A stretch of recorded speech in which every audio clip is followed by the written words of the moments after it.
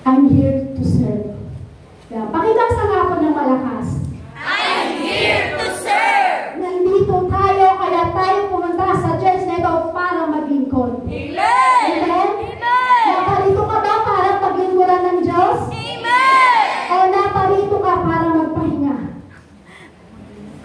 Dapat naparito tayo para maglingkod. Kaya sabi, I'm here to serve. Nandito tayo para maglingkod sa Panginoon. Sabi nga po dyan, why serving God is important? Bakit nga daw po ba importante ang maglingkod sa Panginoon? Sabi sa number 1, God created us to serve. Amen. So, ibig sabihin yan, dahil nilalang tayo ng Diyos, nilalang tayo ng Diyos upang paglingkuran natin ang ating Panginoon. Amen. Sabi yan, why serving God is important? Bakit kailangan ba bakit importante mapaglingkuran natin ng Diyos? Kasi bakit? God created us to serve. Kinreate ka ng Diyos para maglingkod sa Kanya. Amen. Kasi si Kristo nung napunta dito sa lupa para tayo ay paglingkuran. Amen. So, ibig sabihin, kaya ka na parito sa oras nito para maglingkod pagdating sa ating Panginoon. Amen. Amen. Amen. Dahil nilalang tayo ng Diyos. Tama po ba? Nilalang tayo ng Diyos para upang paglingkuran natin ang ating Panginoong Hesus. So sabi nga ng iba, hindi daw po tayo naligtas dahil sa ginawa mong mabuti. Meron po bang naligtas sa ginawa natin mabuti? Wala po, di ba?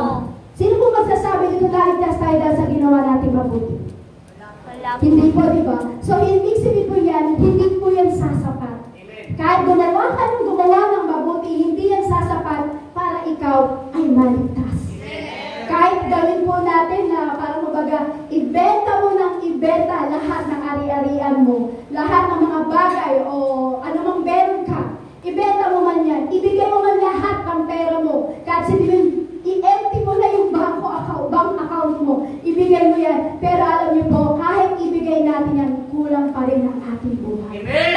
Bakit? Hindi kasi sapat na ang mga bagay na ibibigay mo lang sa Lord na akala mo, yun ang maliligtas. Akala mo doon ka maliligtas. Alam niyo po ba, kahit ibigay mo lahat ng meron ka sa buhay, may kulang pa rin sa buhay mo. Amen. Ano po yun? Ang kulang natin sa buhay pag wala tayo, ang ating Panginoon Jesus. Amen.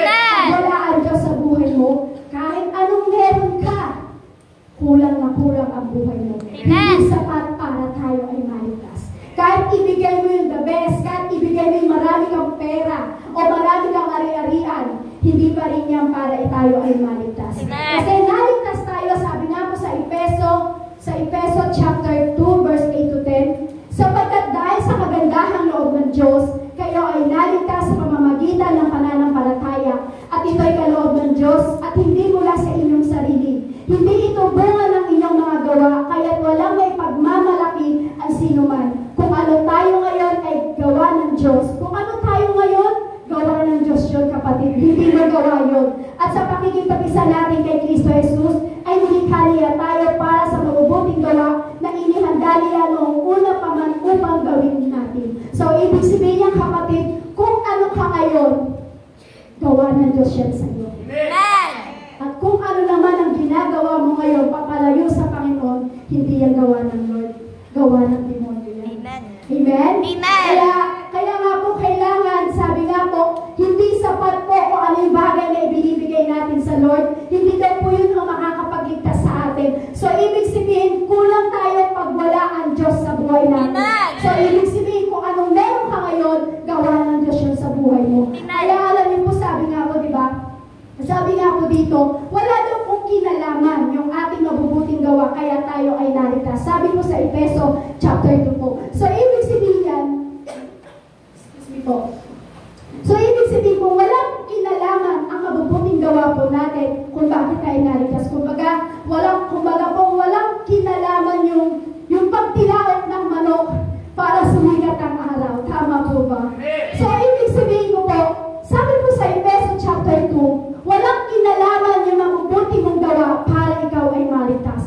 Parang ganun po, walang kinalaman ang pagtilawat ng manok para sumigat ang araw. Tama po? So, ganun din naman, walang kinalaman ang mabuting gawa po natin, kaya kung para tayo ay maligtas. Para bang, kumbaga parang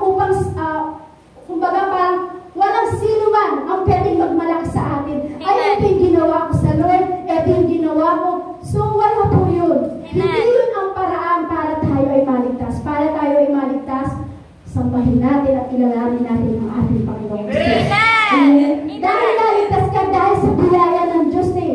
Naligtas tayo lahat dahil sa biyaya ng ating Panginoon. Sabi sa iyong katabi, naligtas ka dahil sa biyaya ng ating Panginoon Jesus. Dahil sa biyaya ng ating Panginoong Jesus.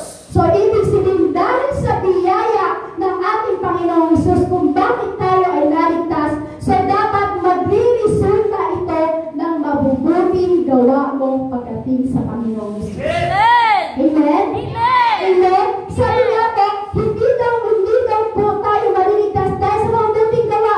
So, ibig sabihin, naligtas tayo dahil sa biyaya ng ating Panginoong Jesus. Dahil naligtas tayo sa biyaya ng Lord, dapat mag-resulta po ito ng mabubuting gawa natin pagdating sa ating Panginoong Jesus. Naligtas ka, amen? Naligtas tayong lahat. Bakit? Kasi kinreate tayo ng ating Panginoong Jesus. Kinreate tayo ng ating Diyos Ama. Amen? Kaya ibig sabihin yan, walang magagawa ang mabubuting gawa po natin. Kaya sabihin mo sa iyong katabi, ngayon, ligtas ka na. Ligtas ka na. Ulitin mo kapatid. Ngayon, ligtas ka na. Ba't parang kapatid kasi bigla ngayon? Sabihin mo, kapatid, ngayon ligtas ka na. Ngayon, ligtas ka na. Ibig sabihin, hindi yan sa magandang ginawa mo, kundi sa biyaya ng ating Panginoong Jesus. Amen? Sabihin mo ulit sa iyong katabi, kapatid, Kapatid, ngayon ligtas ka na. ngayon, ligtas ka na. Hindi yan sa magagandang ginawa mo. Hindi yan sa magandang ginawa mo. Walang iba kundi sa biyaya ng ating Panginoong Jesus. Walang iba kundi sa biyaya ng Panginoong Jesus. Ba't parang palungkot ng palungkot? Kundi sa biyaya ng ating Panginoong Jesus. Huwag niyo gayahin yung boses ko kasi hindi po ako makasigaw dahil pag ako sumigaw, uubo lang po tayo ng uubo dito. Kaya medyo iniingatan ko po. So, ibig sabihin, huwag niyo lang po gayahin yung tamlay ng boses. Amen? Binigtas ka ng ating Panginoon dahil sa biyaya ng ating Panginoong Jesus.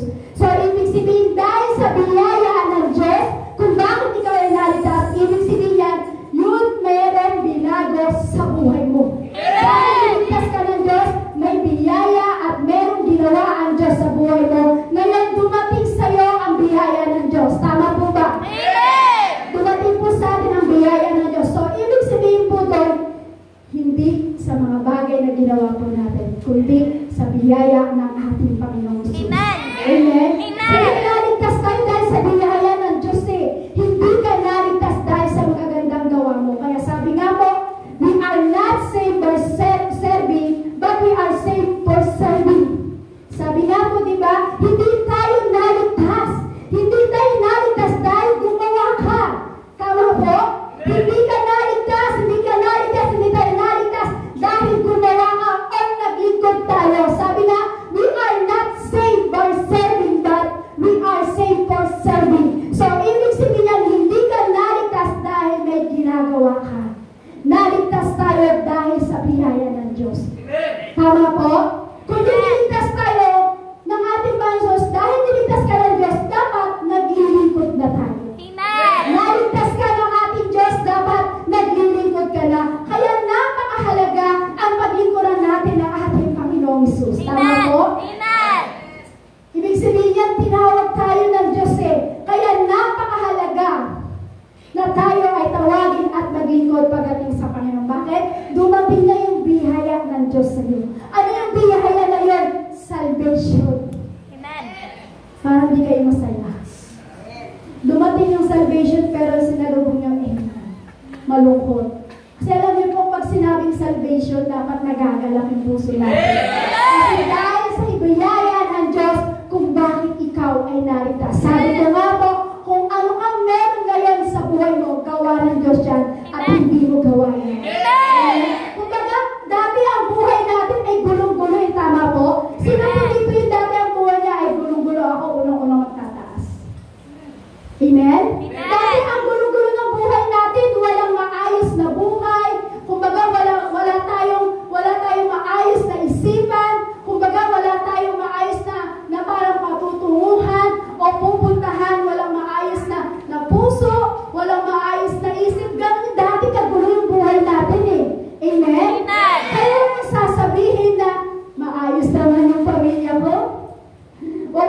sabihin na, maganda naman ang kalagayan ng aking buhay. Maganda naman yung kalagayan ng aking pamilya. Kundi dahil sa biyaya ng Diyos, hindi magiging maganda ang buhay. Amen. Kundi dahil sa biyaya ng Diyos, hindi magiging maganda ang pamilya mo. So, ibig sabihin, makita natin na may kulang sa buhay natin. Na kahit sabihin mong marami kang ari-arian sa mundo nito, pag wala ang Diyos sa'yo, may kulang sa buhay mo, kapatid. Kulang. Kulang na kulang. Kahit sabihin mo nasa ilang kayamanan ng buong mundo. Pero pag wala si Kristo sa puso at hindi ka naglilingkod sa Diyos, kulang na kulang ang buhay mo, kapatid. Amen? Kasi ang buhay natin, ang kayamanan natin, walang iba kundi ang ating Panginoong Hesus. Amen? Kung bakit tayo naligtas at kung bakit tayo naglilingkod sa Panginoon, dahil sa biyaya ng ating Panginoon Hesus. Kaya sabihin mo sa katabi mo, hindi lugi ang maglingkod sa Diyos. Hindi lugi ang maglingkod sa Diyos. Ano ba yung tsura ng mukha? Parang hindi ko makita yung mga mukha. Amen? So, ibig sabihin, hindi lugi ang maglingkod sa Diyos. Uulitin ko po, hindi lugi ang maglingkod sa Diyos. Kahit anong dami ng pera mo, pag hindi ka naglingkod sa Diyos, lugi ka, kapatid. Pero kahit kakunti lang na meron ka sa buhay at meron kang Kristo na nasa puso mo, hindi ka lugi, kapatid. Panalo ka. Amen? Kasi napakahalaga na pag-inulan natin ang ating Diyos. Dahil biyaya ka naligtas ka. Kung bakit napakahalaga na naglingkod ka sa Lord, bunga yan dahil niligtas ka ng Diyos. Bunga yan, kapatid. Kaya ka naligtas, bunga yan ng paglingkod mo pagdating sa ating Panginoon. Amen? So, ibig sabihin, marami po totoo talaga na, marami talaga nagpapatotoo na tayo ay ligtas. Amen? At marami nagpapatotoo na naranasan daw po yung banal na Espiritu. At ngayon, marami nagsasabing naligtas ako dahil sa biyaya ng ating Panginoong Hesus. At naranasan ko ang banal na Espiritu. So, kapatid, ang tanong ko, kanina ba na nag-worship, naranasan mo ba ang banal na Espiritu? Amen. Yung totoo lang po. Amen. Taas po ang kamay. Naranasan niyo po talaga kanina yung banal na Espiritu. Kasi sabi nga po, maliligtas lang tayo pag tayo ay naglingkod sa Lord. So, ibig sabihin, pag niligtas ka ng ating Panginoong Hesus, mararanasan mo ang banal na Espiritu. So, ibig sabihin yan, dapat ngayon, naglilingkod na tayo. Amen? Sabi nga po sa number 2, why serving God is important. Bakit daw po importante? Sabi niyan, God gifted us to serve. Binigyan ka niya ng mga regalo, ng mga kalor, binigyan ka ng mga talent ng Lord. So, ibig sabihin niyan, importante na maglingkod tayo sapagkat God gifted us to serve. Ibig sabihin niyan, binigyan ka ng magandang regalo at kaloob na ibinigay sa iyo ng Diyos. Amen? So, ibig sabihin, maraming ibinigay na talent ng Diyos sa atin. Sabi nga po sa 1 Pedro chapter 4 verse 10, bilang mabubuting katiwala ng iba't ibang kaloob ng Diyos, gamitin niya sa kapakinabangan ng lahat ang kakayahan tinanggap ng bawat isa sa inyo. Sabihin mo sa katabi mo, meron kang tinanggap na special gift pagdating sa Panginoong Hesus. Ano yun? Dahil dumating sa atin ang biyaya ng Diyos. So, ibig sabihin, kaya naman binigyan ka ng special gift ng Lord. Dahil dumating yung biyaya ng Diyos, dahil binigyan ka ng biyaya, ngayon naman, binigyan ka ng special gift ng ating Panginoon. Amen? Dahil, special child tayo. Matatatawa kayo pagdating sa special child. May special gift na ibinigay ang Diyos sa atin. Bakit? Kasi special child tayo ng ating Diyos. Amen? Dahil anak ka ng Diyos eh. Sige, anak ka lang ng Diyos. Wag na special child. Mukhang ayaw tanggapin. O sige, anak ka lang ng Diyos. Amen? Dumating sa atin yung biyaya ng Diyos. Dumating sa atin yung special gift. Bakit? Anak ka ng Diyos. Amen? Para saan? Bakit dumating sa atin yung special gift na yun? Bakit parang, kumbaga, bakit anak tayo ng Diyos? Kasi mas gusto ko yung special eh. Kasi pag sinabing special, special talaga eh. Amen? Kumbaga, bakit special child tayo sa Lord? Kasi upang paglingkuran natin ang bawat isa pagdating sa ating Panginoon. Amen! Amen? Amen! Ano po ba yung regalo na binigay sa'yo ng Diyos? Yung special? Ano yung special na ibinigay sa'yo ng Diyos, kapatid? Ikaw ang makakasagot niyan. Ano yung special na ibigay ng Lord sa'yo? Ano yung special gift na meron sa akala mo na ibinigay ng Diyos sa'yo? Minsan, may special gift ang Lord na parang tagapangasiwa ka dito sa church nito. Minsan, may special gift na ang galing-galing mo magsawid. Minsan, may special gift na parang pagdating sa music, ang galing-galing mo. Kumbaga, dahil sa sobrang special gift sa'yo ng Lord, dahil sa music ka, hindi ka na kailangan turuan. Marami ng beses na tinuturuan ka, natututo ka. Yung special gift na sinasabi, yung marinig mo palang yung tipa ng electric guitar na, alam ko yan, key of C. Di ba? Special gift yun? Kumbaga marinig mo, alam ko yan, key of D. Alam mo ba yun, Brother Shai? Dapat, narinig ko pala nga may special gift ka na sa Lord. Hindi pa tinuturo sa'yo, alam mo na, ang key of C, ang key of D. Alam mo na, special child ka sa Lord eh. Amen? May special na regalo ang Diyos sa buhay mo. Amen? Special naman binigyan ng Lord, ikaw ay dancing. Mananayaw ka ng ating Panginoong Isus. So, ibig sabihin yan, may special gift na talent na ibinigay sa iyo ang ating Panginoong Isus. Amen? So, ibig sabihin yan, kung ngayon may special gift ka, dapat magaling kang nag-worship sa Lord. Dapat magaling kang nagkaganyan-ganyan dyan. Diba? Dapat magaling kang gumaganyan-ganyan dyan. Special gift na eh. Dahil merong special gift, may special talent na ibinigay ang Diyos sa iyo. Kahit hindi ka turuan ni Ate siya mo na ganyan-ganyan ng kamay, alam mo na kung paano ka magpupuri pagdating sa ating Panginoon. Amen? Kasi special gift. So, ibig sabihin, pag may special gift na ibigay Lord sa'yo, gamitin mo yun para sa paglilingkod pagdating sa Panginoon. Yung kumbaga para sa pakinabangan ng gawain ng Diyos, hindi sa pakinabangan ng mundo. Nakita niyo po yung pinost namin sa Facebook, di ba? Ang mga bata tagang gumaganyan-ganyan. Grabe na yung gawa ng mundo ngayon. Kumbaga, kung titignan mo yung bawat ganyan ng katawan nila, hindi na tama.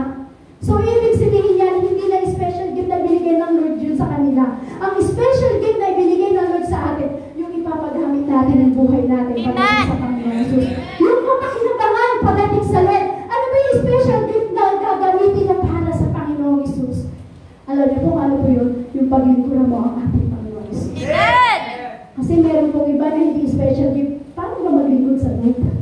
Yung pinaka-special gift na natanggap mo pagdating sa Lord, walang iba kundi ang paglingkuran mo ang ating Panginoong Jesus. Amen! Amen? Amen! Yung special gift na binigay sa iyo ng Diyos, gamitin mo yan para sa Panginoon. Tanungin mo yung katabi, ano ba yung special gift na binigay sa iyo ng Diyos? Ngayon, kung merong special gift na binigay ng Diyos sa iyo, gamitin mo yan para sa Panginoon. Amen! Meron naman, tignan ko lang kung makatawa ka doon. Meron naman special gift na ibinigay ng Diyos. Yung marunong magbigay. Amen. Sabi ko sa inyo, hindi kayo makakatawa. Hindi lang sa talent. Hindi lang sa mga bagay na ginagawa mo sa church. Minsan may special gift na ibinigay ng Diyos na marunong magbigay. Na marunong tumulong. Na marunong makisa. Amen? Yan yung special gift na meron ka sa buhay. Amen! Sabi po dyan, why serving God is important. Sabi sa number 3, Jesus is our great example. So, ibig sabihin dahil si Jesus ang nag-iwan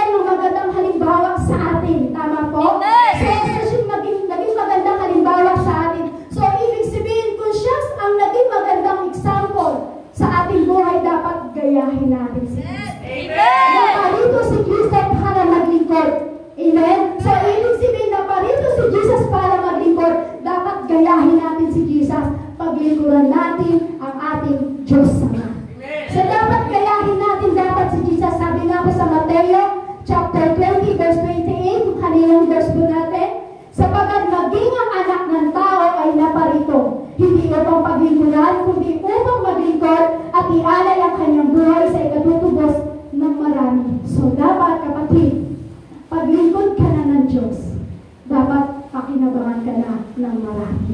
Amen! Yung special gift na ibinigay na sa iyo ng Lord, dapat gamitin mo yan sa paglingkod sa Panginoon. Kasi itong Jesus na ito, naparito po siya sa ating buhay para ano po, pinakita niya na nagpapakumbaba. Amen? Amen? Nagpakita si Jesus na halimbawa na nagpapakumbaba po siya. So, ibig sabihin, dapat ikaw, kapatid, sa pakinabangan ng marami at sa ikaw may special talent pagdating sa Lord, so dapat tuloy tayong magpakumbaba. Amen! Amen? Amen! Hindi lang sa Diyos ka magpapakumbaba, kundi sa mga Diyos ka dapat nagpapakumbaba, higit sa lahat, matuto ka rin magpakumbaba pagdating sa kapwa mo. Amen! Alam niyo po yung pumisa ng mahirap. Hindi ba yung parang meron ginawang kasalanan sa yung kapatid mo? Mana siya sa buhay niyo. Bakit? Hindi mo na ko yung kasalanan. Bakit ako mauna? So kapatid, may special talent ka nibigay ng Lord, may special ibabigay sa Lord, yung pagpapakumbaba. Ba't di mo gamitin yung para sa kanalan, para sa kabutihan ng mga kakarami? Amen? Amen! Sa ibig sabihin po yan, pinararangalan natin ang Diyos ng mga Diyos. Amen? So ibig sabihin, dapat parangalan natin ang ating Panginoong Jesus. Bakit? Siya yung naging great example sa atin eh. Lahat ng magagandang iniwan na halimbawa ng ating Panginoong Jesus dito sa lupa, dapat ganoon din ang ating ginagawa. Amen? Kaya nagpapakababa ka, nagpapakaalipin ka, at naglilingkod ka. So, ang tanong, kapatid, nagpapakababa ka ba? Nagpapakaalipin ka ba? O naglilingkod ka ba? Yun po ang tanong. Kasi si Jesus yung great example. Iniwan niya ang lahat. Si Jesus, siya'y nagpakababa, siya'y nagpakaalipin, at naglingkod para sa atin. Bakit saan? Para sa ikatutubos ng marami. So kapatid, paglingkod ka ng Diyos at meron kang lingkod ka ng Diyos at meron kang pagmamahal sa Lord, so dapat gagawin mo yung example na ginawa ni Jesus. Dapat gagayahin mo si Jesus. Nagpakababa, nagpakaalipin, at naglingkod sa atin. So, ang tanong, nagpakababa ka na ba doon sa taong gumawa ng pagkakasala sa iyo? May magsasabi po ba ng amen? Wala po, no? Ang tanong, nagpakaalipin ka ba doon sa kapwa-tao mo? Kay brother ba? Kay sister ba? Naglingkod ka ba sa ka-brother mo at sa sister mo? Parang hirap sagutin, di ba? Kasi sabi, great example, si Jesus nagpakababa, nagpakaalipin, at naglingkod. So, ibig sabihin, dapat ganun din tayo. Kayahin natin yung example na iniwan ni Jesus, magpakababa, magpakaalipin, higit sa lahat, maglingkod sa bawat isa, higit sa lahat, maglingkod pagdating sa ating Panginoon sa Kristo.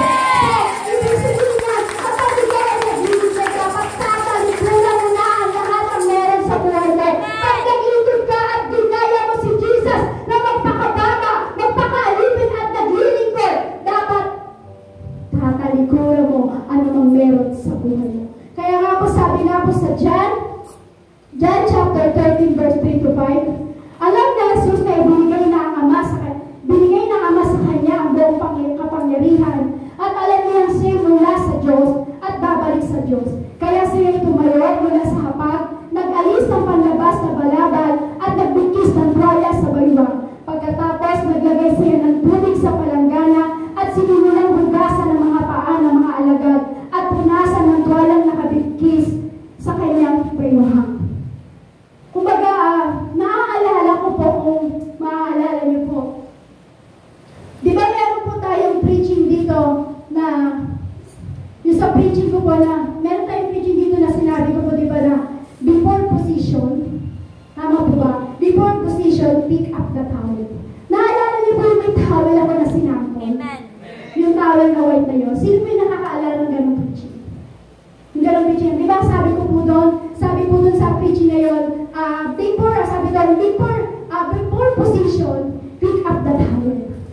Amen? Ganito naman ni Christ.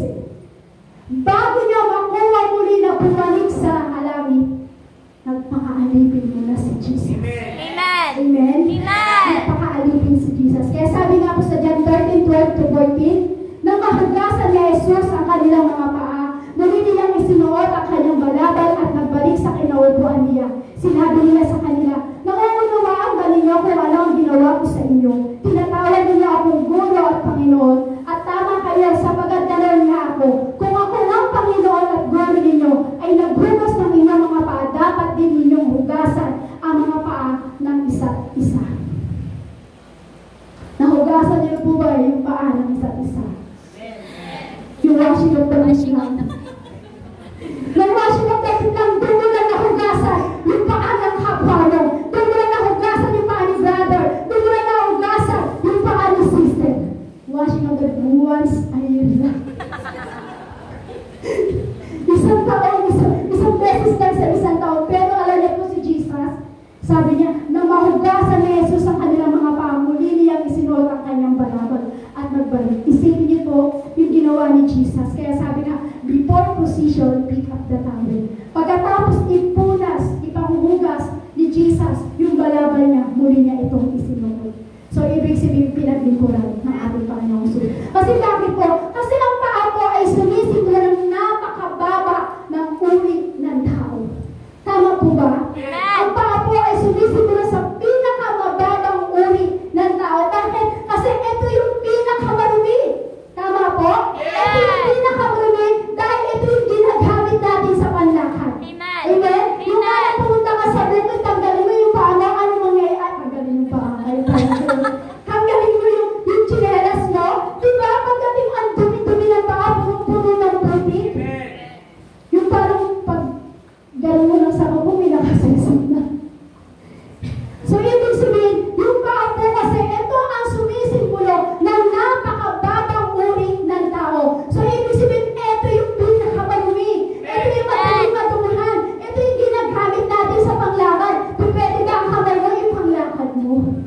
Yung paa yung ating ginagamit panglakad. Ito yung pinakamabilis na madumihan sa katawan ng tao. Amen. Yung paa. Amen. Amen? Amen. Pero alam niyo po, ito yung unang hinugasan ni Jesus. Amen. Yung pinakamarumi. Ito yung unang hinugasan ni Jesus at nilinis ng ating Panginoong Hesus. So, ibig sabihin, nagpakababa. Dapat gayon din dapat ang ating ginagawa bilang ikaw na naglilingkod sa Diyos. Amen. Abutin natin ang lahat ng mabababa. Si Jesus, pamamagitan ng paghuhugas ng paa, inabot niya yung mabababa. Ano po ba ibig sabihin yun? Yung paa ang pinakamadumi. Ito yung ginagamit natin sa paglakad. Ito rin po ang nagiging way para tayo ay malumihan sa Espiritu. Ito rin po yung ginagamit natin paglakad para tayo ay magkaroon ng pagkakasala. So, ibig sabihin, ito yung hinugasan ni Jesus. So, ibig sabihin yan, kung ang paa mo ang laging nadudumihan, yung mabilis na madumihan, pero alam nyo, yan ang hinugasan ng ating Panginoong Hesus. So, dapat ganun din ang ating ginagawa. Dapat maghuhugasan tayo ng paa sa isa't isa. Kaya lang, paano po mangyayari yun? Tuwing washing of the feet lang na hinuhugasan mo ang paa ng kapwa mo. Tama po? So, ibig sabihin yan, pag tayo nagpakababa, ibig sabihin dapat naglilingkod tayo pagdating sa ating Panginoon. Wala tayong, sa paglilingkod kumbaga, hindi ka naglilingkod dahil mabait ka lang. Amen? Wala ka nga abuting tao doon. Kapag ang inabot mo lang, yung parang mahal mo lang sa buhay. Amen? Si Jesus lahat inabot niya. Amen. Wala yung, kumbaga yung parang aabutin mo lang. Paano ko ba i-explain? Yan. Kasi si Jesus, hinugasan niya lahat kasi ito yung matulungin paa. So, ibig sabihin, tayong bilang naglilingkod sa Panginoon, dapat inaabot natin maging ang mga mabababa.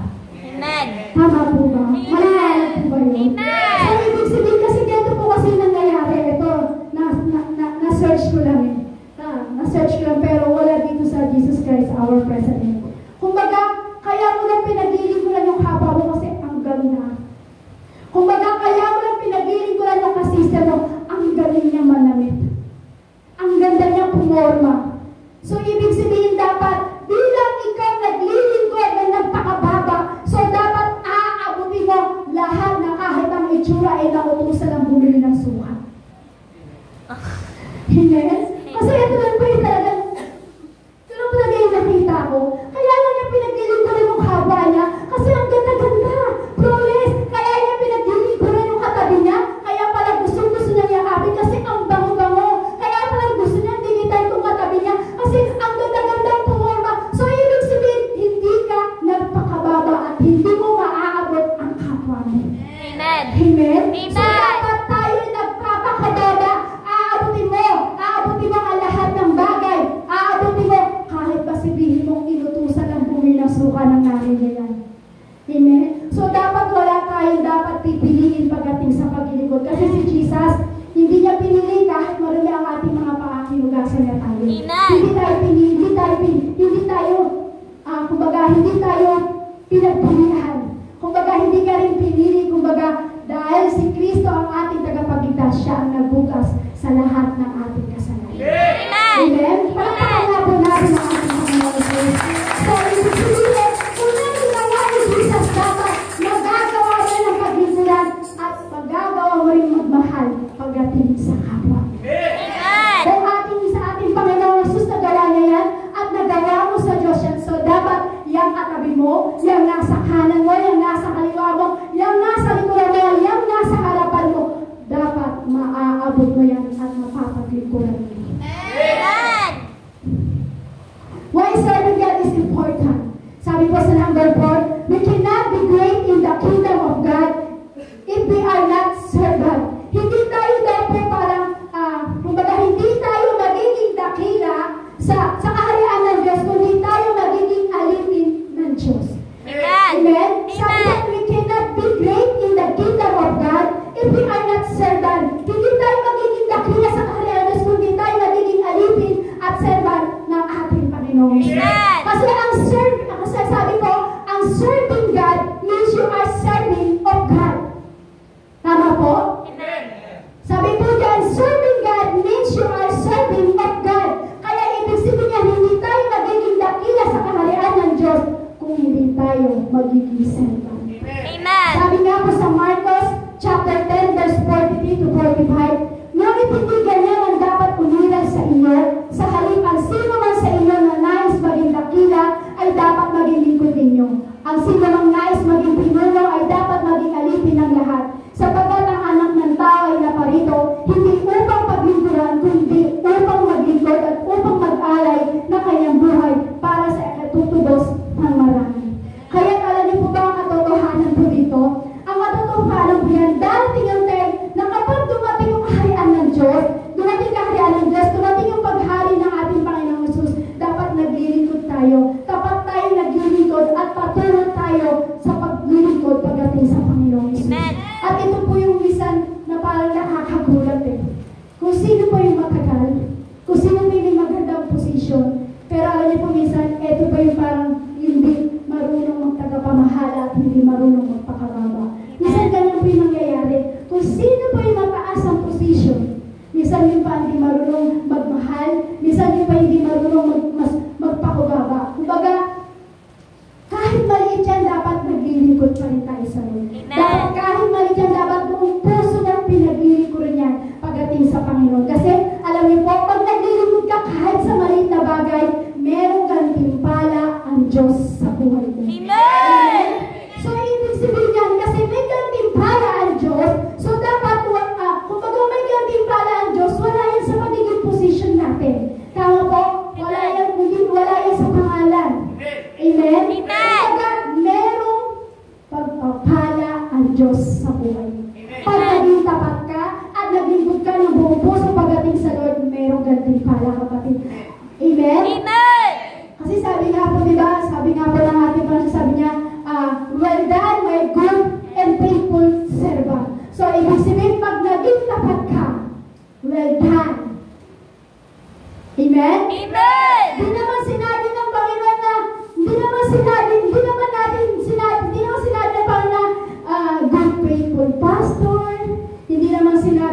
Panginoon na good, faithful apostle. Hindi naman sinabi ng Panginoon na, kumbaga, wala naman po sa titulo yan. So, ibig sabihin yan, hindi naman din sinabi ng Lord na, well done, my good title, good servant. Hindi naman din sinabi ng ating Panginoon Jesus. Kaya sabihin mo sa katabi mo, pagbutihin mo pa ang iyong paglilingkod. Pagbutihin mo pa ang iyong paglilingkod. Pagbutihin mo pa ang iyong paglilingkod.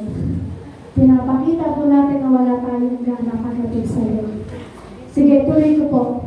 Yan. Sabi po dito, kaya gano'n na masabi ko po sa inyo na sabihin mo, pagbutihin mo pa ang iyong paglilingkod kasi darating ang isang araw, makakasama natin ang Diyos. Kaya ulitin mo sa iyo, pagbutihin pa natin ang ating paglilingkod sa ating Panginoong Hesus. Pagbutihin pa natin ang ating paglilingkod sa ating Panginoong Hesus. Kasi darating ang isang araw, makakasama natin ang Diyos. Kaya sabihin mo sa kanila, pagbutihin mo pa ang paglilingkod sa Diyos. Wala nang nakakakita. Wala nang nakatingin. Wala nang nakaka-appreciate sa'yo. Wala namang pumapalakpak sa'yo. Wala namang nakakakita sa'yo. Sabihin mo ng malakas sa kanya, isigaw mo, gawin mo na buong puso ang iyong paglilingkod sa Diyos. Wala nang nakakakita.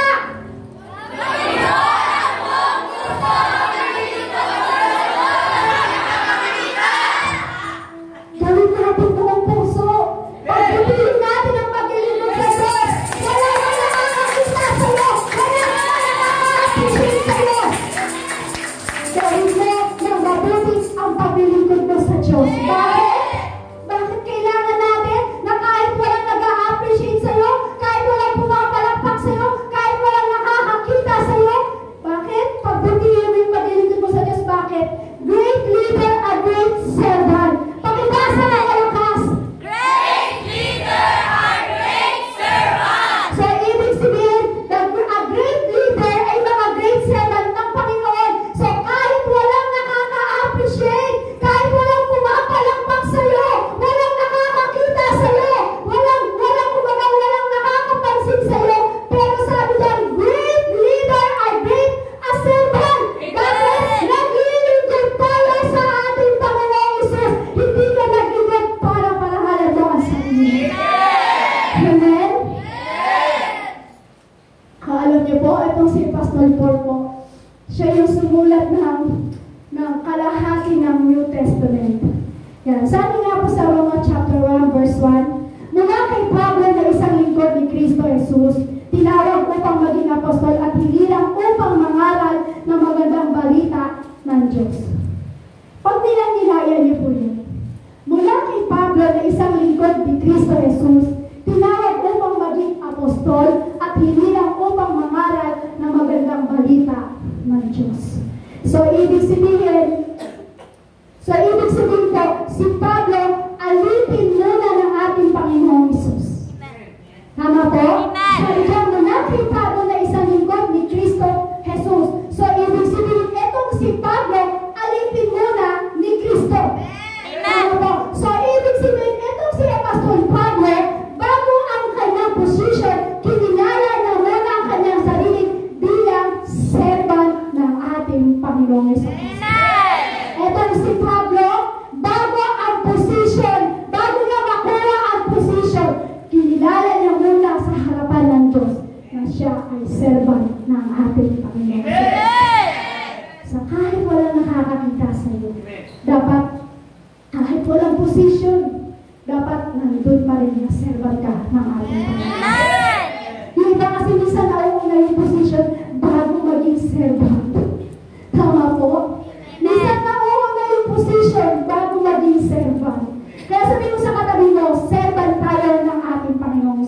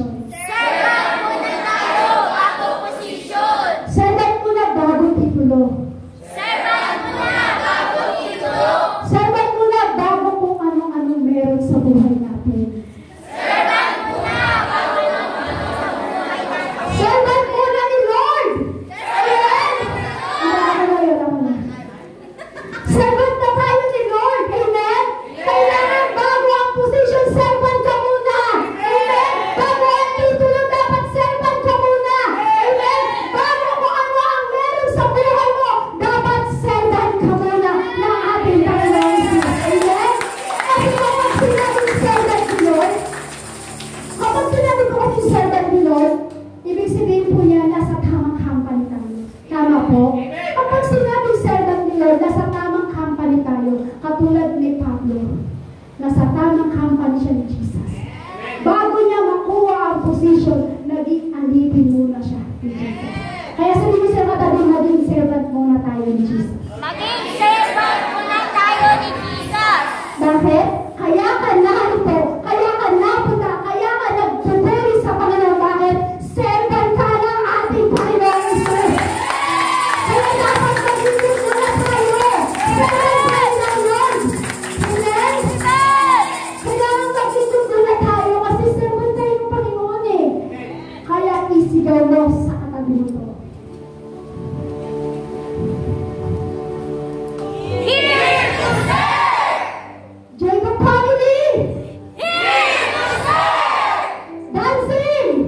Here to serve! Kaya kayo narito para maglingkod sa Lord. Kaya kayo narito para here to serve. Amen? Amen! Jacob family, we here to serve. Amen! Jacob family, we here to serve. Maglingkod ka sa ating Panginoong Hesus. Nandito tayo paglibala, paglingkuran ang ating Panginoong Hesus. Amen? Jacob family, here to serve. Amen! Kaya ka napunta sa lugar na ito para paglingkuran ang ating Panginoong Hesus. Amen! Sa pamamagitan po ng ano? Sa pag-abot sa ibang mga tao. Hindi ka naglingkod para sa pamilya mo. Hindi ka naglingkod para sa sarili mo. Amen! Naglingkod ka at napunta ka dito sa church na ito ng here to serve.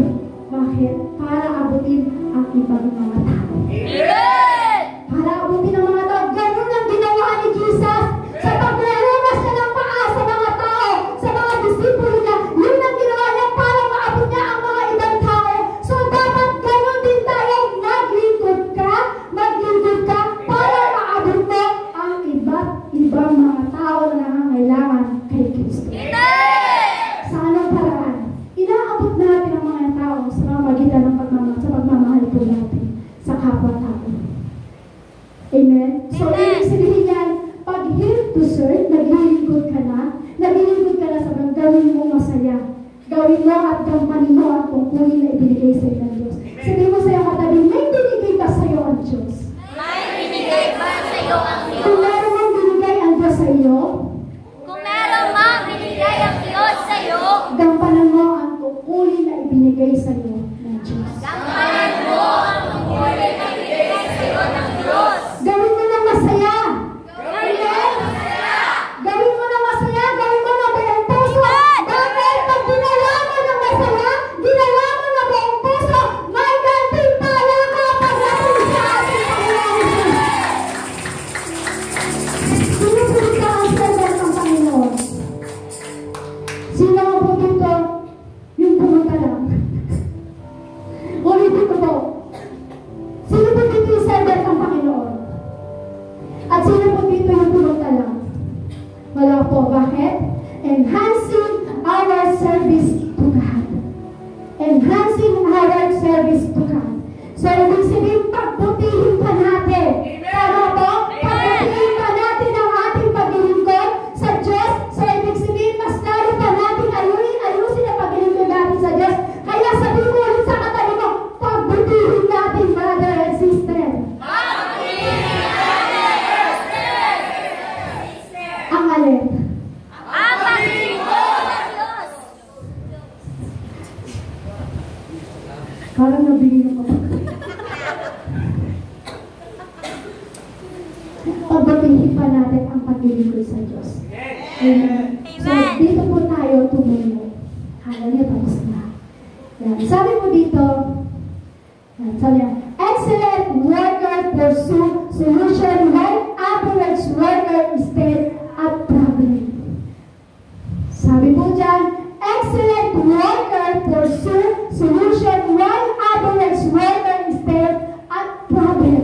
So, ang mga excellent na servant life ng Lord, dapat laging ang hinahanap niya ang solusyon. Tama po? Sabi, ang excellent na servant ng Lord, laging ang hinahanap ay solusyon. Kung baka yung mga average worker daw po,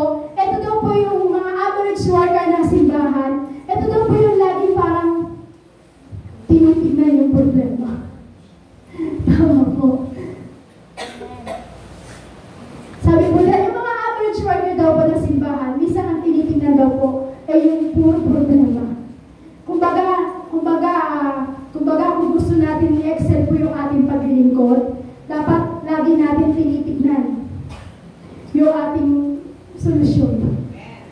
Amen?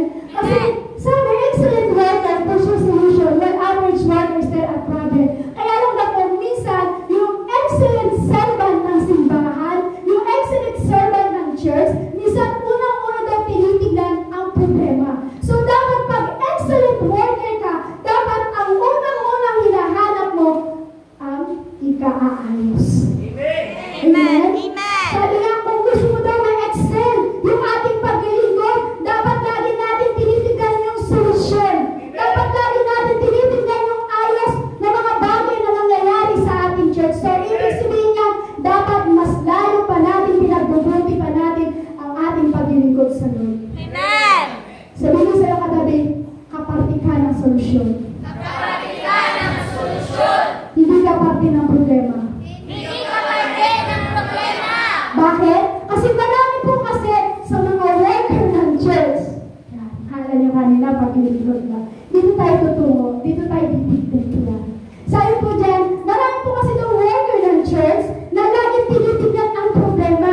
Minsan ang nakikita, problema. Minsan ang nanireklamo, puro problema. Hindi kayo makainin. Parang kung baga lagi po tinitignan puro problema, wala man lang kayo iniisip na solusyon. Kapag great leader ka, great servant ka ni Lord. Kapag great leader ka, great servant ka ni Lord, hindi problema lagi ang iniisip mo. Dapat ang iniisip mo may solusyon. Amen? Kasi nakikita mo lang puro problema eh. Pero ang nakikita mo naman, dapat may solusyon. Kung puro problema nakikita mo dahil servant ka ng Lord, great leader at great servant ka ng Lord, hindi lamang puro problema ang nakikita, dapat nakikita mo rin ang solusyon. Kaya sabihin mo sa iyong katabi, hindi ka dapat parte ng problema. Hindi ka dapat parte ng problema. Kumbaga, ganito po yan eh. Parang ganito example. Kumbaga, ang kalat-kalat ng church. Kumbaga, ang kalat-kalat ng church, ano ang solusyon? Di maglinis? Amen. Kumbaga, nakikita mo, ang dumi-dumi. Ano ang dapat solusyon doon? Linisin? Tama po? Kasi minsan nakikita yung dumi, dapat pulutin mo na eh. Amen? Kasi parte ka ng problema at dapat maging parte ka ng solusyon. Amen? Kung nakikita mo madumi, nakikita mo may kalagay, so pulutin mo. Leader at great servant ka ng Lord, ipakita mo na merong solusyon. Kaya minsan, maraming nag-iirita. Ulan, puro kalat na lang, puro kalat, naglilinis na lang ako. Great leader ka, great servant ka, hindi ka parte ng problema, dapat parte ka ng solusyon. Amen? Amen po? Kumbaga example, kumbaga yung balat na lang ng candy yan. Bato-bato sa langit at tamaan sa pool. Yan, di ba example po? Yung balat na lang ng candy, huwag namang basta-basta mong inuuntin itong itapon sa likod. Huwag naman ganun kapatid. Great leader ka at great servant ka. Amen? So, ibig sabihin, huwag mong basta-basta na lang ng tinatapon na patalikod. Kung bagay mo, ibabog muna. O kaya, ibusa mo muna. Ay, nawala rin. Ako nga kanino may balat ng candy, tinapon ko na pala. Nasa bulsa ko kanino. Kasi bakit? Parte tayo ng solusyon eh. Hindi tayo parte ng problema. Amen? Bakit minsan may sinasabi, ay, tagalinis naman eh. May full time naman. So, dapat, dahil may full time, ano gagawin ng mga full time? Eh, di maglinis. Tama po ba? Tama? Ay, sige, okay lang. Dahil may tagalinis, may full time naman, magkakalat na lang ako sa church. Sige, tumihan natin yung church. May full time naman eh. May tagalinis naman eh. Kung ikaw ang excellent worker, kung gusto mo pang tumaas ang paglilingkod mo, ipuso mo ang solusyon. Amen. Kung ikaw ay gusto mo tumaas ang paglilingkod mo sa Panginoon, ipuso mo ang solusyon. Hindi ipuso mo ang problema. Amen? Hindi laging may problema. Siyempre, kapag may problema, may solusyon. Maging parte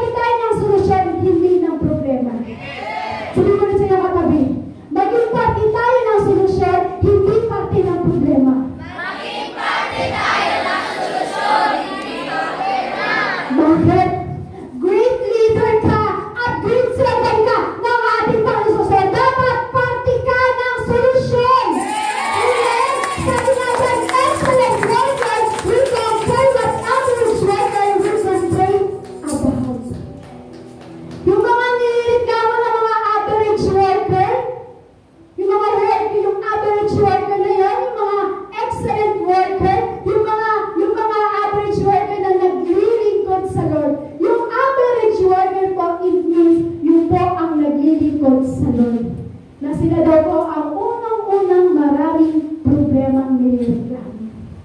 Ang daming complaint yan. Sabi po dyan, excellent worker.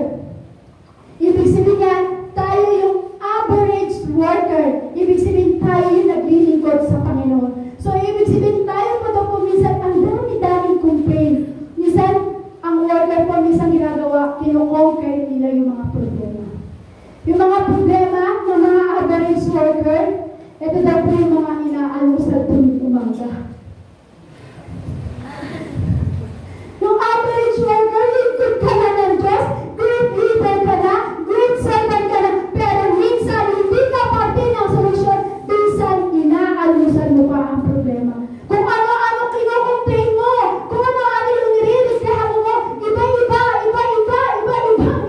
halo-halo mga problema ang kino-complain natin. Kasi alam mo namang may solusyon eh. Kaya bakit ka magiging parte ng problema? Alam mo may solusyon dyan. Amen? So, ibig sabihin pag alam mo may solusyon dyan, may magagawa ka dyan. Amen. So, ano ba dapat natin gawin? Pagbutihin pa natin ang pag-iisip ng solusyon. Amen. Hindi yung nag-iisip tayo ng problema. Kumbaga, di ba parang, di ba minsan nakakainis? Di ba minsan parang nakakainis yung parang, ano ba yan? Daming reklamo. Di ba parang nakakainis? Umaga pa lang ang daming reklamo, tapos puro problema, tapos puro problema, pero wala namang solusyon.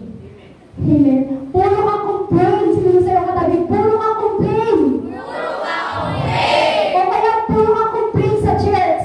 Puro ka complain sa church. Sabi niyo yan, di po ako. Sinabi niyo yan. Ibig sabihin, marami kayo complain sa church. Puro ka complain sa church, dapat naglilingkod tayo pagaling sa Panginoon. Amen? Minsan, ang reklamo pa ng minsan ng excellent worker, ito pa minsan, ano ba yan? Wala na naman akong pera. Minsan, ang reklamo ng excellent worker, ano ba yan? Wala na naman laman ang bulsa ko. Ano ba yan? Wala na naman laman ang wallet ko. Ang hirap maglingkod sa Lord. Wala akong laging pera. Alam niyo po, ang pera, hindi dapat yung pinoproblema. Dapat ang pera mong problema sa iyo. Hindi ikaw dapat ang problema sa pera. Amen? Alam niyo po, ang pera, may tao, pero yung tao, walang pera. Ang laking problema talaga. Ang laking problema, sama po, yung pera may tao, pero yung tao, walang pera. Kaya, nakakainis, puro reklamo. Wala naman akong pera, wala naman laman yung wallet ko, wala naman laman yung bulsa ko. Excellent worker ka! May solusyon ng problema! Amen? Amen. Kaya alam niyo po, wala namang kinalaman sa paglilingkod po natin kapag tayo ay may pera. Amen? Kapag ikaw'y naging tapat ng lingkod ng Diyos, darating naman sa iyo yung pagpapala ng Diyos. Kaya hindi ka dapat laging excellent worker, puro problema. Excellent worker, puro dahil. Huwag ganun kapatid. Huwag laging puro complain. Huwag puro lagi na minsan, eto pa, halimbawa, minsan, eto pa nga po, minsan, complain na complain, ang tuloy naman ng CR. Hoy, tamaan, sapol. Ang tuloy ng CR, puro ka complain. So ano dapat dahil excellent worker ka, average worker ka, ano ang dapat? Linisin. Hindi yung kumbaga na excellent worker ka, average worker ka. Ano ba yan ang panghil? Kadili! Aalis ka na lang. So ano dapat gawin? May solusyon eh. Lingkod ka ng Diyos. Excellent worker ka. Amen? Amen. Excellent worker ka ng Diyos. Servant ka. Great servant ka. Great leader ka. So ano dapat gawin? Kumuha ka ng tubig. Bilisan mo. Amen? Hindi tayo reklamo na bulan ang dumi-dumi ang pangli-pangli. Excellent worker ka eh. E dilinisin mo at buhusan mo. Amen? Ayan, ang dumi-dumi ng sahig. Puro putik. Puro dumi. Ang pangli-pangli may ulit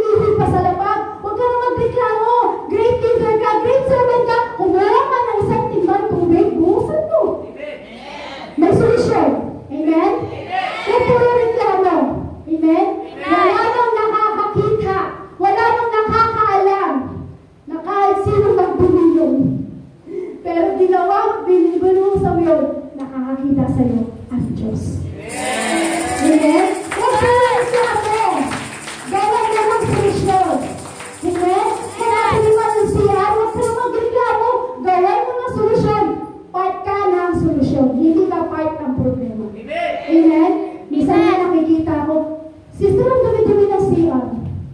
Hindi na ako nagsasalita. Sa isip-isip ko, worker kaya, ano dapat mong gawin? Wala, aalis na lang siya. Tatalikuran niya, si Ate Kat na lang yung tagalinis niyo.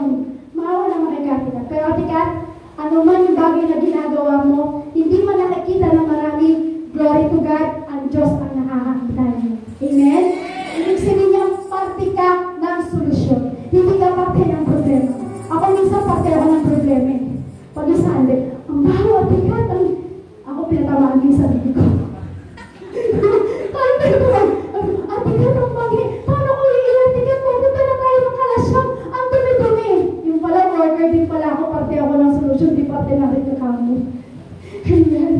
Yan. Excellent worker make improvement, others make excuses. Yung mga excellent worker dapat lagi dapat nag-i-improve po yan. Yung mga excellent worker, average worker, dapat po yan nag-i-improve po yan. Sabi nga po kanina ni Pastor, ang tatagal niyo na pala. Nag-tropa kasi si Pastor eh. Nakita niyo mga itsura namin maiitim, ang papayat, nakalumahan ko na namin. Sabi niya, tropa, pero hindi yun tinignan ni Pastor eh. Sabi ni Pastor, ang tatagal niyo na pala. May 8 years na, may 10 years na dito, ba't parang hindi nag-improve? Sabi namin, oo nga no. Sumagot naman Sister Jellica na, okay lang, at least maganda. Sabi niya, ngayon sabi ni Pastor, maganda, pero ang espiritu hindi lumago. Bata pa rin, baby pa rin. So, ibig sabihin kanina, kumbaga, nag-throwback si Pastor, kasi tinitignan niya, nagtatanong kami, yun ang manggagawa, bakit hindi tayo nag-i-improve? So, isang pagtutrowback ni Pastor kanina, nakita niya yung mga itsura namin. Kung bata yung itsura namin, gano'n din kabata ang aming espiritu. So, ibig sabihin, tumagal kami ng 8 years, 10 years, 15 years. Marami ako kasi dito, more than 10 years na nakasama po namin. So, sabi ko ni Pastor, pero bakit parang hindi nag-i-improve? Tumanda na yung itsura, tumabahan na kayo. Kami lang po ni Pastor nag-uusap kanina sa kwarto. Pero bakit yung espiritu, baby pa rin? Ba't parang hindi nag-improve? Ba't parang naiwan? So, alam niyo po ngayon, dapat nag-i-improve tayo. Dapat mas mataas ang ginagawa natin pag-ilikod, pag-apil sa Panginoon. Kung baga yung dating sasayaw ka, pero love na love mo yung pagsayaw sa Lord, kahit di naman gano'ng kagitid ng galing ka sumayaw, pero love na love ito, gumagawa ka pa rin sumayaw. Tama yung improve mo lang yan. Glory to God. Siyempre nakikita po namin yan. Kahit sabihin niyo si Sister Winter, ganyan ang ganyan, di niya alam kung paano siya iikot, minsan na ganyan na siya. Gifted ng Lord yan. Improve mo pa yan. Bakit? Kung paano mo minahal ang pagsasayaw sa Panginoon, dapat mas lalo mo mahalin ngayon para mas lalo kang maglingkod sa Lord. So mag-practice ka lang ng mag-practice. Matututunan mo rin kung paano hindi umegis ang pao mo. Pagdating sa dancing spirit. May gagawin tayong step yan para mag-improve pa yan. Amen? Sige, sa'yo, tapalapakan nga po natin ang ating Panginoon.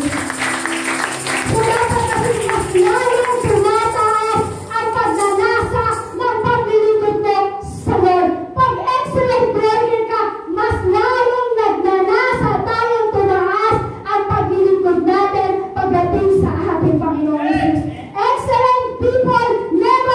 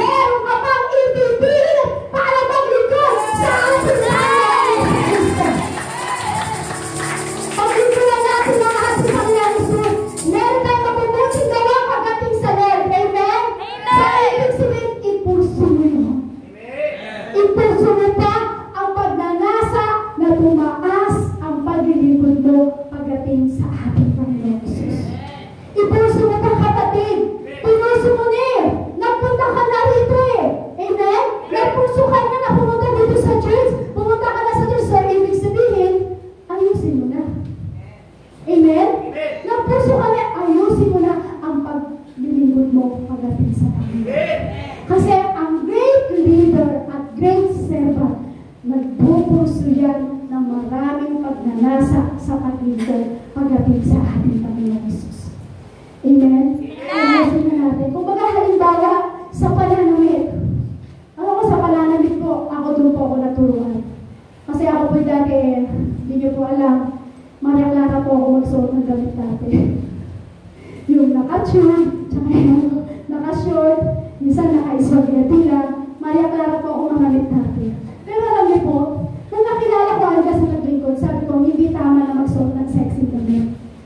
Minsan nag-church pa po ako naka-backlist. Hindi po ako lingkod noon. Kumbaga nag-church pa lang po ako. Naka-backlist po ako tapos naka-mini-skirt. Minsan ang tawag nila ngayon is crop top. Pero sa kapanahonan namin, o yung mga kapanahonan ko, ang tawag natin, hanging gloves. Amen? Yan. Ganun po. Pero alam niyo po, nang nakilala ko ang Diyos, pinuso ko na maayos ang pananamit ko. Glory to God. Amen? Pinuso ko po kasi bakit gusto kong maglingkod sa Diyos. So dapat, kung tayo ay nagpupuso na maglingkod sa Diyos, dapat ayusin din po natin maging ating pananamit. Huwag parang pupunta ka sa Diyos na parang inutusan ka lang bumili ng suka. Huwag ganun kapatid. Amen? Kasi kailangan ayusin din natin ang ating sarili sa harapan ng ating Panginoong Jesus. Amen? Amen. Kasi dapat, minsan, di ba, pag minsan sa birthday, pag pupunta ka ng birthday party, di ba, ang ganda-ganda.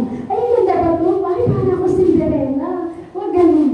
Dapat mas maayos tayo pagdating sa harapan ng Diyos. Amen? Kasi bakit ka pumupunta sa church? Siyempre, para ayusin yung sarili mo sa harapan ng Diyos. Tama po? Kaya ka pumupunta sa church para ayusin ang sarili mo sa Diyos. So, ibig sabihin, para maayos ang sarili natin sa harapan ng Diyos, kung ang gawain natin is 5 o'clock, huwag ka mong pupunta dito ng 5:30. Minsan, hindi natin napapakita na ayos ang puso natin pagdating sa Diyos. Hindi daw po yung mga excellent worker. Amen? So, ibig sabihin, dapat tinataas po natin ang ating Panginoong Jesus sa ating paglilingkod. Kung baga, pumupunta ka sa church, mag-worship ka. Kaya nga, di ba, sabi ko sa mga kailangan, worship niyo ang Holy Spirit. Kasi bakit naglilingkod ka ni? Excellent worker ka lang. Kaya dapat, ikaw ang grabing mag-worship pagdating sa Panginoon. Worship din ka, dapat natutunan mong magpuri ng todo sa Panginoong Jesus. Na ikaw na nakatayo dito sa harapan, dapat natutunan mong mag-worship ng todo sa Panginoon. Hindi yung worship ka, excellent worker ka, pero pag bumawit ka, nakasimangot ka. Huwag ganun ka pa. Excellent worker ka. Amen? Dapat, pag worship din ka, nasa worship din ka, dapat natututunan mo na tumayo dito na may buong kagalakan, na natutunan mo tumayo dito ng punong-puno ng pag-ibig sa Lord. Hindi nakasimangot. Tignan mo yung katabi mo kung nakasimangot. So, dapat masaya. Amen? Kasi dapat ka masaya. Kasi pinagbubuti mo na ayusin ang sarili mo pagdating sa harapan ng Diyos. Amen? Hindi ka dapat nakasimangot. Pinagbubuti mo pa ayos sa sarili. Ayos mo sa sarili ng Diyos. So, bakit? Bakit kailangan natin ayusin natin ang ating sarili sa harapan ng Diyos? Tinawag ka ni Jesus para maglingkod. Sabi mo sa'yo katabi, tinawag ka ni Jesus para maglingkod. Sabi nga po sa Kanilaan chapter 22 verse 29, alam ba ninyo kung sino ang pinaglingkuran ng mga mahusay magtrabaho? Sila'y naglilingkod sa mga hari, hindi sa mga alipin. Kung baga pinagbubuti ang kanilang ginagawa, naglilingkod naman tayo para pagbutihin natin ang paglilingkod natin pagdating sa ating Panginoong Jesus. Excellent workers serve God in holiness and righteousness. Diyan po tayo. Isama na natin yung holiness. Isama na natin yung magiging righteousness. Kasi pag excellent worker ka, kasabihin ko tayo, dapat may holiness. Amen? Pag excellent worker ka, dapat kasama na rin yung righteousness. So isama natin ang pagiging banal pagdating sa paglilingkod. Huwag mong babaliwalain ang paglilingkod mo pagdating sa ating Panginoong Jesus. Yan ang isang paglilingkod na banal na hindi pwedeng ihalo sa pagiging worthy. Ang paglilingkod ay hindi dapat inihalo pa sa pagiging worthy.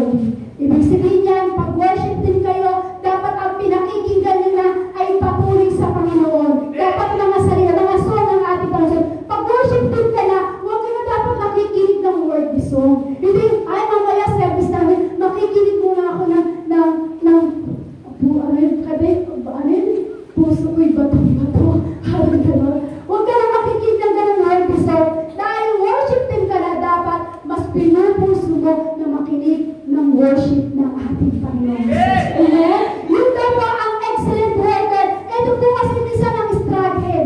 Ito po kasi minsan yung struggle sa mga iba na parang alam mo nang may gagawin ka pagdating sa Lord. Uy, hihintay nila ako. Ano yun? Kumbaga, di ba, excellent worker tayo. Alam natin na may gagawin tayo. So, minsan ito yung nagiging struggle natin pagdating sa Lord. Alam natin may gagawin tayong tipan pagdating sa Lord. Minsan, nakagagawa pa tayong pagkakasala. Minsan, yun yung minsan struggle ng isang Kristiyano. Example lang po. Pasensya na kayo mga bata. Ito kasi ang trending sa mga kabataan. Ito po kasi trending sa mga kabataan. Pag ikaw ay nasa church ka na at naglilingkod ka na sa Lord, dapat, alam mo may ginagawa ka sa Lord. Huwag ka nang tutuloy pa sa pagkakasala. Paano po ba yun? Halimbawa, mga kabataan. Naglilingkod ka, kaya ka pumunta rito para maglingkod. Hindi ka pumunta rito para kay crush. Tama po?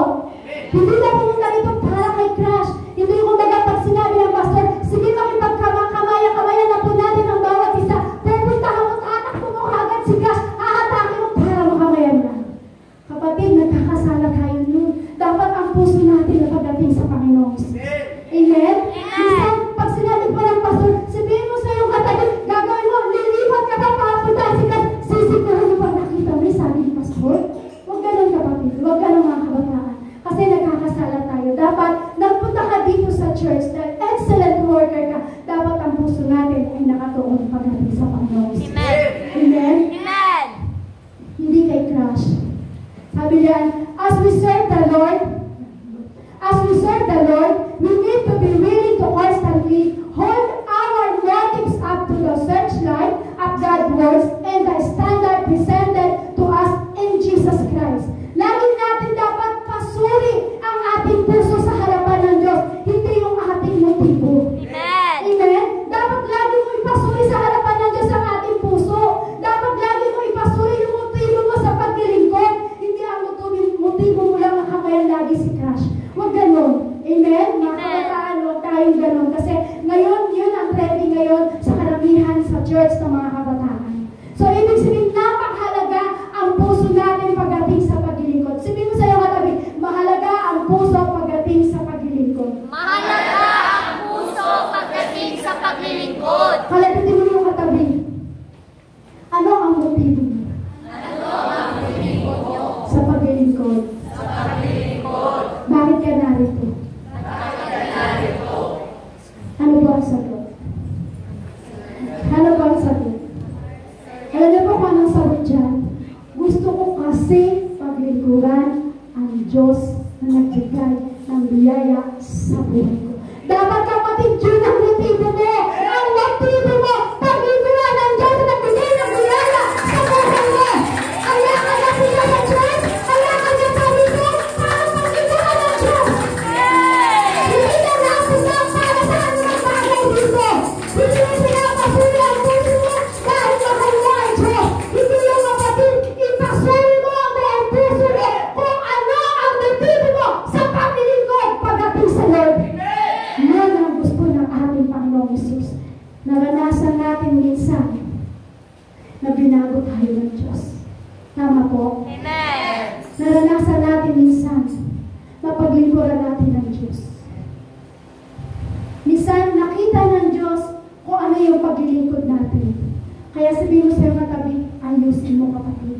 Ayusin mo, kapatid. May nakakakita man o wala, ayusin mo kapatid. Kasi bakit? Pagpapalait tayo ng ating Diyos. Kaya ayusin natin ano man ang ating paglingkod pagdating sa harapan ng Diyos. Sabi nga po sa Colossus chapter 3 verse 22-24, ano man ang inyong ginagawa, gawin ninyo ng buong puso na parang sa Panginoon kayo naglilingkod at hindi sa mga tao.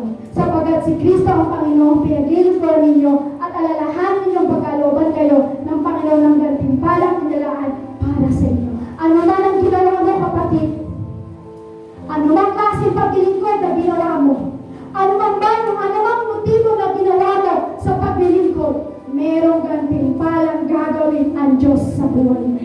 Napakahalaga na pinupusuan natin ang ginagawa natin pagdating sa Lord. Amen? Amen po? Pinusuan mo na eh. So dapat, pusuan natin. Sabi mo sa katabi, pinusuan mo na eh. Pinusuan mo na eh. Kaya dapat, pusuan natin. Kaya dapat pusuan natin. Sige tayo, nakakatayo po sa presence ng Lord.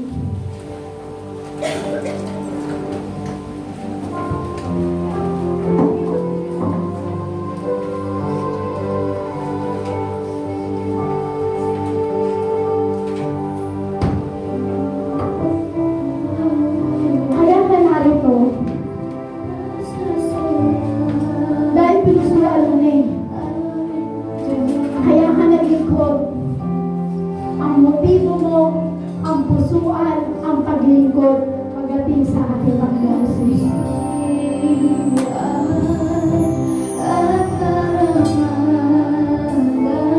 Ang sarap na maglingkod sa Panginoon.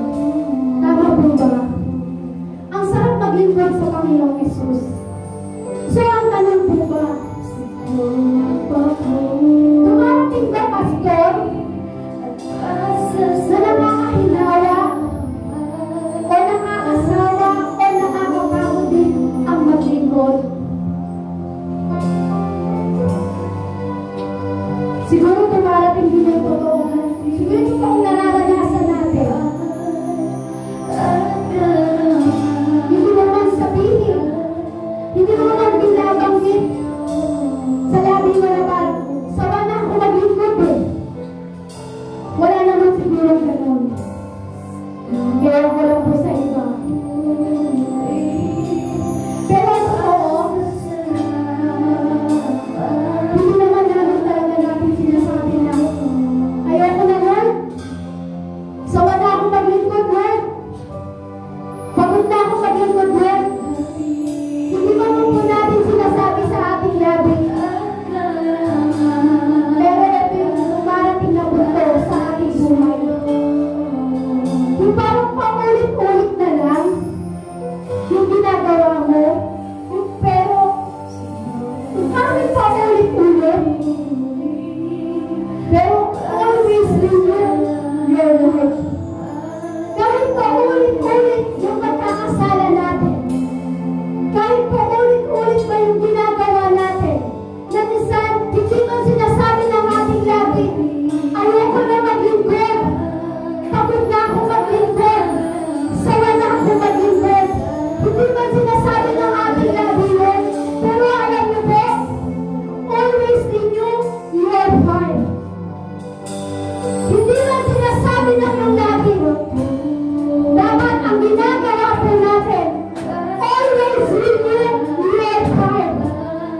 Always renew your love. Always renew your passion. Hindi mo man sinasabi, ayoko na maglingkod. Sawa na ako maglingkod. Isa lang ang solusyon. Always renew your pride. Always renew your love. Always renew your passion to the Lord.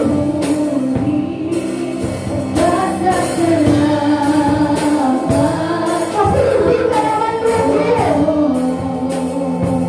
Hindi ka lugi. Pag nag-isip ka sa Lord.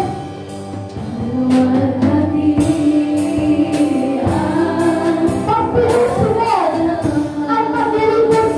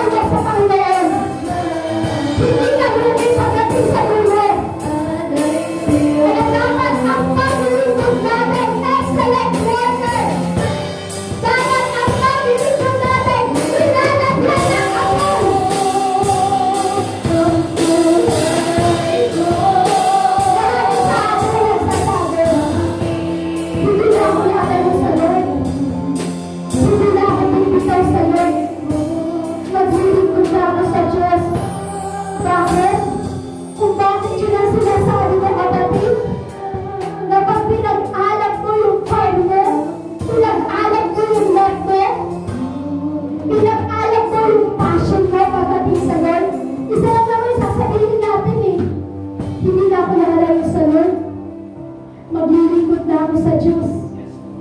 Bakit? Binuhay mo sa puso mo si Lord. Sana may ganyan tayong puso. Yung binuhay mo sa puso mo si Lord. Sa mga may ganyang puso, na hindi lang sasabing, hindi na ako nalayo sa Lord. Maglilingkod na ako sa Lord. Bakit? Binuhay mo ang paglilingkod mo pagdating sa ating Jesus. Ano ang sikreto? Anong sikreto? Para laging ma-apply ang ating paglilingkod. Buhayin mo si Kristo. Ano ang sikreto? Para mas lalo tayo mag-alab sa Panginoon Jesus. Buhayin mo si Kristo sa puso mo. Naglilingkod ka na dahil buhay mo ng maglingkod mo. Kaya ka naglilingkod na kapit. Hindi si Kristo na ang buhay ng paglilingkod mo. Kapag si Kristo na ang buhay ng paglilingkod mo, laging magiging ma-apply ang paglilingkod mo pagdating sa Panginoon.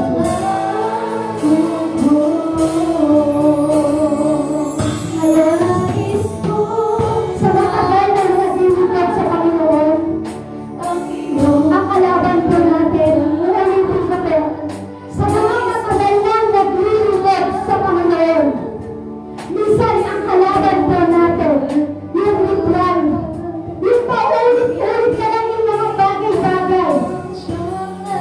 Sa tagal po po naglilingkod sa Lord, nakita ko kay Rino eh.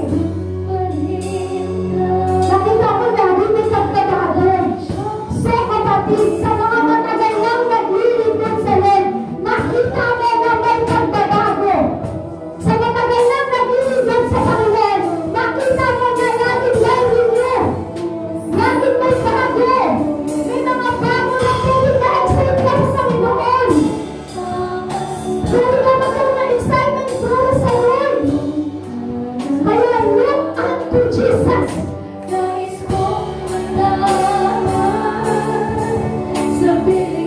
May bago. Kung kami na mga problema sa pera, kami rin po mga problema sa pera. Hindi po kami ligtas doon. Kung kaya may problema sa pamilya, kami rin po may problema sa pamilya. Hindi po kami ligtas doon. Pero dahil excellent work tayo nandun, laging may renew. Laging may bago. Kaya hindi tayo nalalayo sa Lord. Look unto Jesus.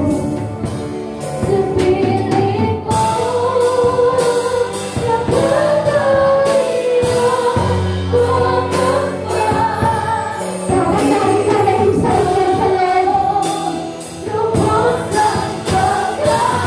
pagkalami mo yung tayo.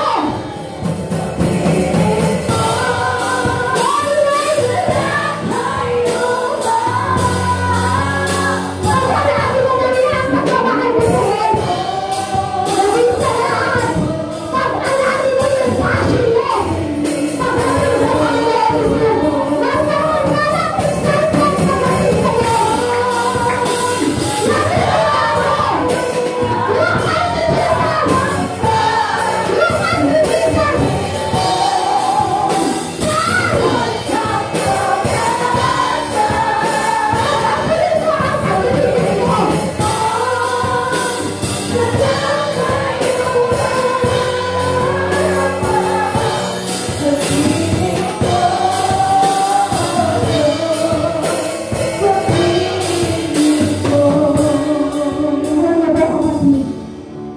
Sa tagal natin dapat sa paglilingkod sa Panginoon, makita mong laging may linya naman.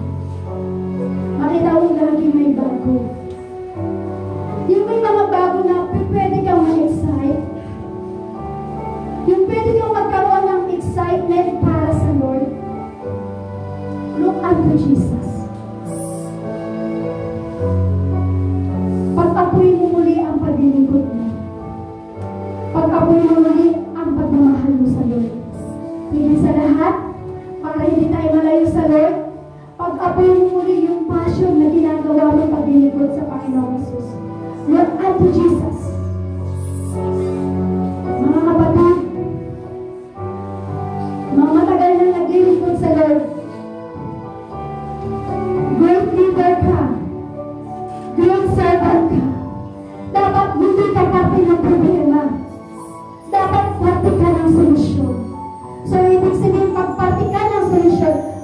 laging may bagong gagawin ang Diyos sa buhay. Pag-alapin mo yung pagmamahal mo sa Lord. Pag-alapin mo muli ang love mo pagdating sa Lord. Always your fire. Always your fire. Always your love.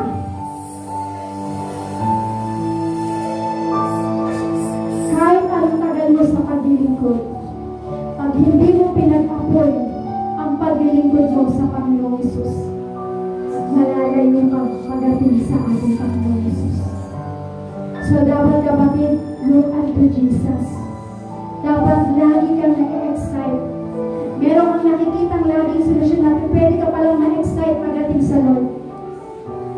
Yung parang pwede ka palang magkaroon ng excitement pagdating sa Lord. Kasi ganyan dapat ang isang excellent worker. Solusyon, parte ka ng solusyon, hindi ka parte ng problema. So kapatid, ang masasabi ko lang po sa inyo, walang iba, kundi muli nyo lagyan ng apoy ang paglilingkod niyo. At muli nyo lagyan ng apoy ang love nyo pagdating sa Panginoon. At muli nyo lagyan ng apoy yung passion na ginagawa nyo pagdating sa ating Panginoon. Diyan ka muli na makakapaglingkod pagdating sa Panginoon. Hindi ka na magre-reklamo. Wala ka nang complain. Bagkus, solusyon na ang laging parte ng isip mo. Tayo manalangin sa ating Panginoon.